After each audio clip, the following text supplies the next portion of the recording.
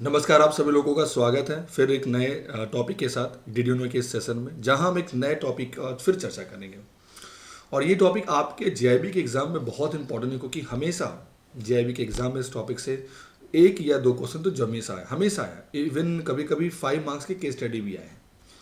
आपने अक्सर सुना होगा कि सर वाईटीएम आता है, विच इज कॉल्ड वाईटीएम, जिसको हम लोग कहते हैं एल्ड टू मैच्योरिटी। पहले ये समझिए व्हाट इज एल्ड। मैं आपको कोई टॉपिक पढ़ा रहा हूँ तो मुझे क्या मिल रहा होगा आपको पता है, और अगर आप इस टॉपिक को देख रहे हैं तो कुछ आपको भी रिटर्न मिलेगा। तो सिंपली एल्ड मतलब हमें रिटर्न कितना मिलता है। अब ये जितना आसान लगता है उतना आसान है नहीं, क्योंकि इसका जो केस स्टडी होती है ये बड़ी इंपॉर्टेंट होती है। तो सबसे पहले मैं एक आसान लैंग्वेज आपको समझाने की कोशिश करता हूँ। जैसे मान लीजिए आपने किसी बैंक में जमा किया 1 लाख रुपए, ठीक है, और उस बैंक ने आपको 5% दिया एफडी का रेट ऑफ इंटरेस्ट, ठीक है। यानी 1 साल, 2, 3, 4 और 5, आपको हर साल के एंड में बैंक आपको 5,000 रुपीज देगा। क्या? इंटरेस्ट। फिर 5,000 रुपीज इंटरेस्ट, फिर 5,000, फिर 4,000। अब अगर जरा से कहिए, यानी जब पूरा समय पूरा होगा, पूरी मैच्योरिटी पूरी होगी, तो आपको एक अमाउंट तो मिलेगा ही। लेकिन जो इंटरेस्ट हमें मिला 1 साल के बाद, क्या पता इस अमाउंट को मैंने कहीं दूसरी जगह एसबीआई में, एग्जाम्पल ले रहा हूं, मैंने इसको री इन्वेस्ट कर दिया। यानी जरा सोचिए, इस इंटरेस्ट से भी हम कुछ पैसा कमा रहे हैं, हम रिटर्न मिलना स्टार्ट हुआ। मीन्स तो फ्रॉम स्टार्टिंग टू लास्ट हमारा जो भी हमें फाइनल रिटर्न मिला टिल मैच्योरिटी, उसे कहते हैं वाईटीएम। आई होप ये समझ में सभी लोगों को आ गया होगा।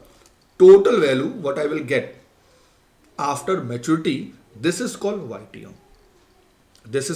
YTM. Got it? It is very important. अगर मैं इसको परिभाषा के बारे में आपसे बोलूं तो हम कह सकते हैं, in case of yield to maturity, जो कूपन रेट होता है उसको भी आप दोबारा रीइन्वेस्ट करते हैं, है ना।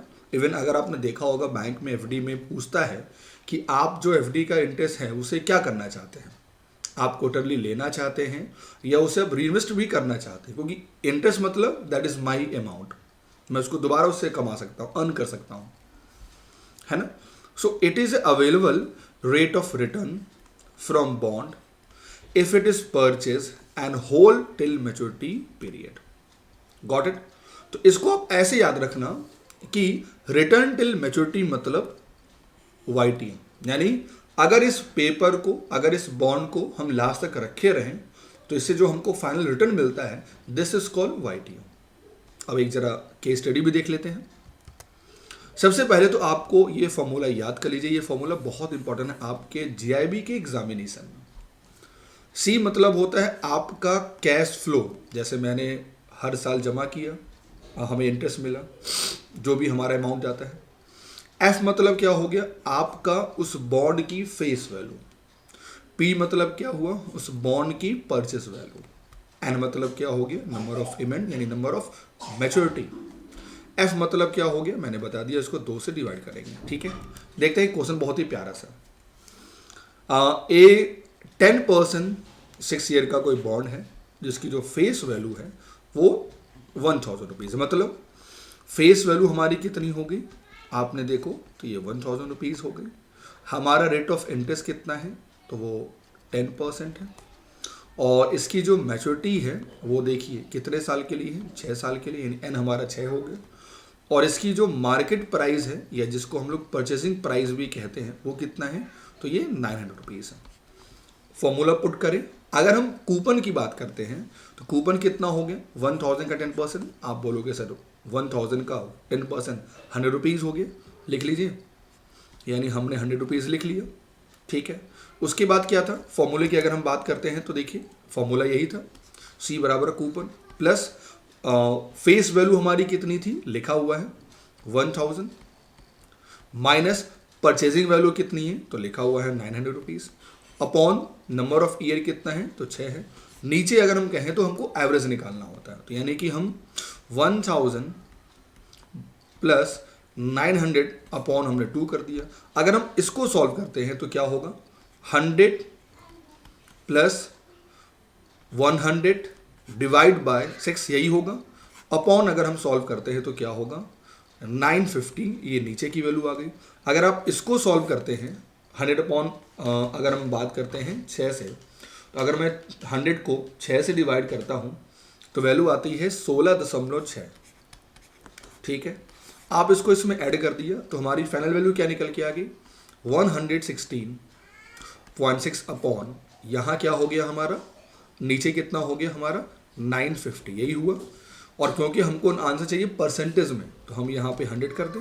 चलिए, तो 116 डिवाइड बाय अगर मैं उसको 950 करता हूँ और जो भी वैल्यू आती है अगर मैं उसे 100 से मल्टीप्लाई कर देता हूँ तो हमारा वैल्यू आ गई लगभग, अगर मैं बोलूँ तो 12.21, यानी आंसर हमारा क्या हो गया, बी नंबर। तो ऐसे ही आप सारे क्वेश्चंस को सॉल्व कर सकते हैं। जुड़िए हमारे साथ, अगर कोई भी टॉपिक आपको पढ़ना है तो जुड़िए आप हमारे साथ, विच इज़ कॉल, या तो कोई भी आप जीआईबी का हॉलीडे बैच लीजिए, कोई भी पेड बैच लीजिए, और साथ में आप जुड़िए हमारे साथ जीआईबी के सुपर एलाइट बैच के साथ, जहां सारे मेंटर आपको topic wise, unit wise, case study, MCQ, doubt session, weekly call, सब कुछ उस बैच में होता है।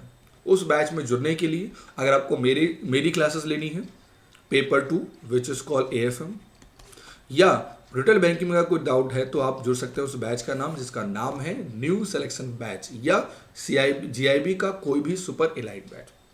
और इन दोनों ही बैच में होली के उपलक्ष्य में एक ऑफर चल रहा है, आप जैसे ही मेरा कोड इस्तेमाल करेंगे you will get 55% of immediate. तो ऐसे ही वीडियोस के लिए बने रहिए होली बोर्ड के साथ, और कोई भी ऐसा टॉपिक है जो आपको तंग करता है, we all are here to help you guys. Thank you.